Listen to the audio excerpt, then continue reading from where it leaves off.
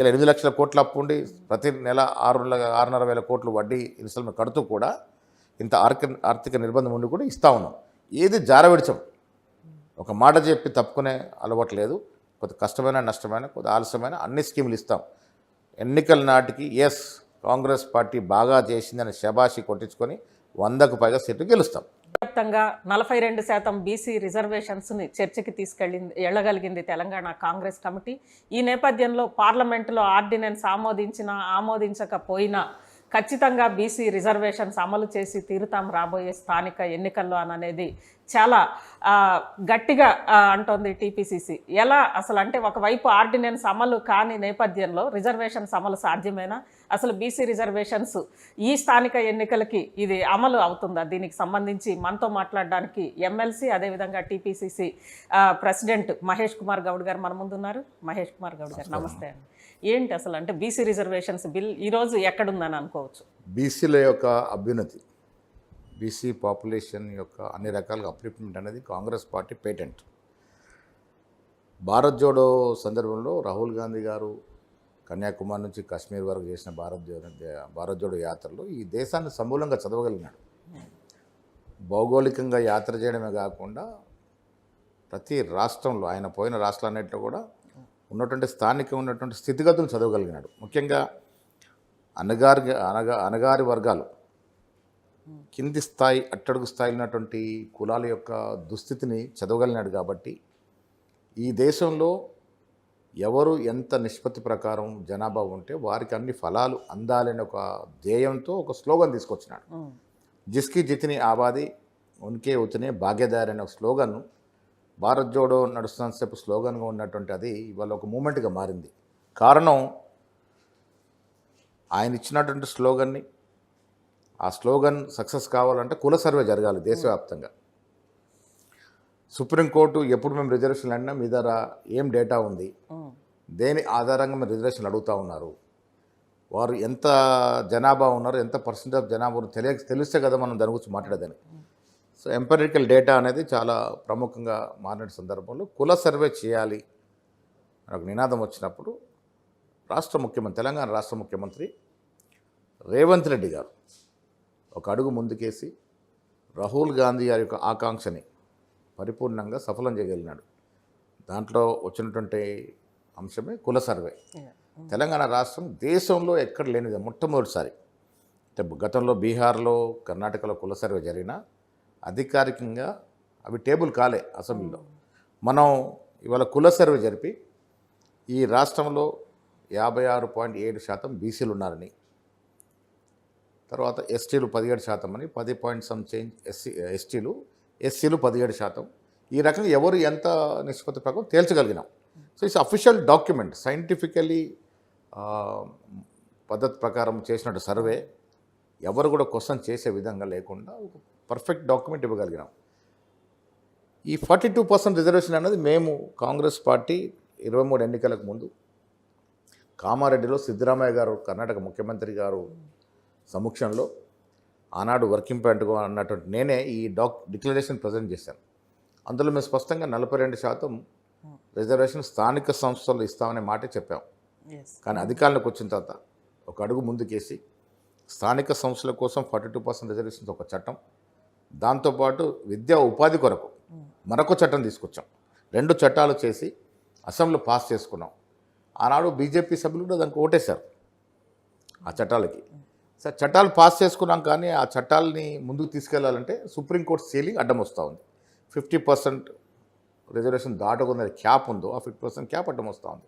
దాన్ని తొలగించాలంటే ఇది కేంద్ర ప్రభుత్వం ఆధీనంలో ఉంది. 9th షెడ్యూల్లో చేరిస్తే తమిళనాడు ప్రభుత్వం ఆనాడు అన్ని పార్టీలు ఏకమై జయలలిత గారి నేతృత్వంలో పివి నరసింహారావు కలిసి మా రాష్ట్రంలో అత్యధిక శాతం జనాభా బీసీ వాళ్ళే ఉన్నారు, వారికి సగు ఫలితాలు అందట్లేదు అన్నప్పుడు పివి నరసింహారావు గారు ప్రధానమంత్రిగా దాన్ని 9th షెడ్యూల్లో చేర్చారు. చేర్చిన మూలాన్ని ఇవాళ 69% రిజర్వేషన్ తమిళనాడులో ఈ వర్గాలు పొందుతారు. కాంగ్రెస్ క్రెడిట్. ఎస్, పివి నరసింహారావు ఇచ్చింది.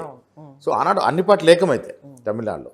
సో ఇవాళ మేము అదే చెప్తా ఉన్నాం, తెలంగాణ ఏ రకంగా పోరాడి తెచ్చుకున్నామో పార్టీలకు అతీతంగా, మతాలకు అతీతంగా, ఇవాళ ఈ రిజర్వేషన్ ప్రక్రియ కూడా వెనుకబడ్డ జాతులు అత్యధిక శాతం ఉన్నారు ఈ రాష్ట్రంలో, కానీ వారికి అందాల్సిన ఫలాలు అందట్లేదు. ఇదే రాహుల్ గాంధీ గారి యొక్క తపన.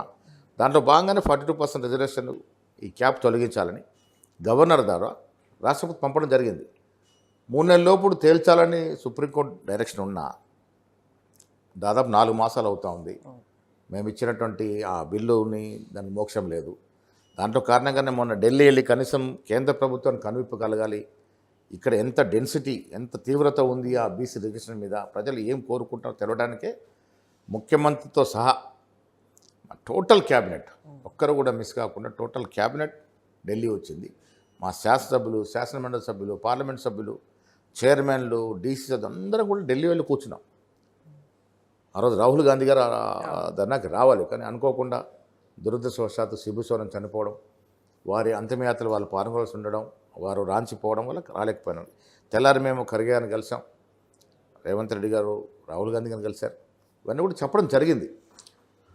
మా ఉద్దేశం క్లారిటీ ఉంది మాకు, బీసీలకి 42% ఇవ్వాలి. ఇవాళ క్లారిటీ లేనిది ఎవరికి అంటే బీజేపీకి, బీఆర్ఎస్ పార్టీకి. బీజేపీ కిషన్ రెడ్డి ఇన్ని మాట్లాడుతూ ఉన్నాడు. వాళ్ళు ఏంటంటే ఇప్పటివరకు ఒక సాకు కోసం వెతుకుతూ ఉన్నారు, ఒక నెపం దొరకాలి వారు ఈ రిజర్వేషన్ అడ్డుకోవడానికి. ముస్లిం అనే కార్డు తీసుకొచ్చినారు. నేనేమంటాను కిషన్ రెడ్డి గారికి, మీరు ఇంత మేధావి కేంద్రంలో మంత్రిగా ఉన్నారు కదా, ఇప్పుడు ఇదే తరాలో ఇప్పుడు మేము చేసినటువంటి సర్వేలు ఎక్కడ కులం మతం రాలే, కులం ఆధారితంగానే వెనుకబడే తరగతుల వారికి రిజర్వేషన్ ఇవ్వాలని.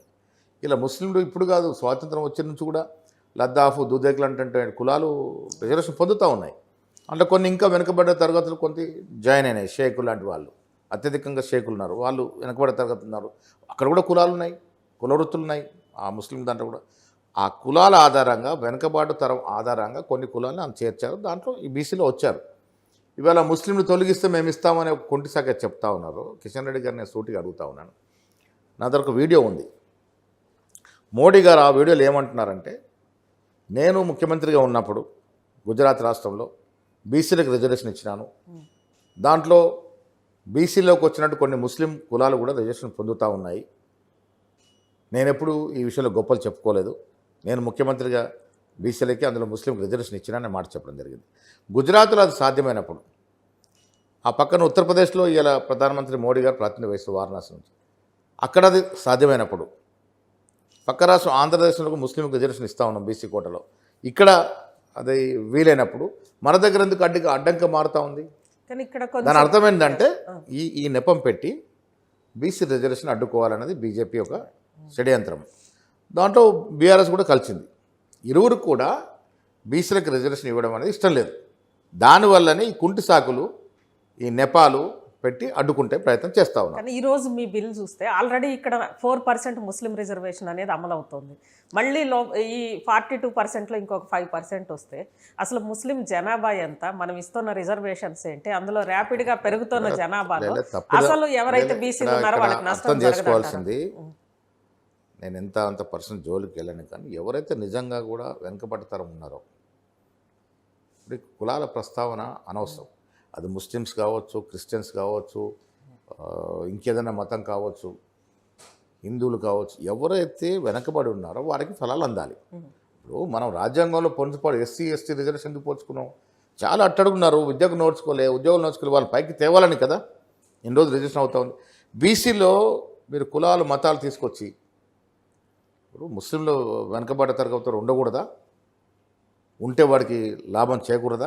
9% రిజర్వేషన్ దాదాపు 10% కూడా లేని వాళ్ళకి ఇస్తే ఓవైసీ లాంటి వాళ్ళు కూడా రిజర్వేషన్ కేటగిరీలోకి వస్తారు కదా. ముస్లింలో కూడా ఒక 14 కులాలు ఈ రిజర్వేషన్ పరిధిలోకి రావు.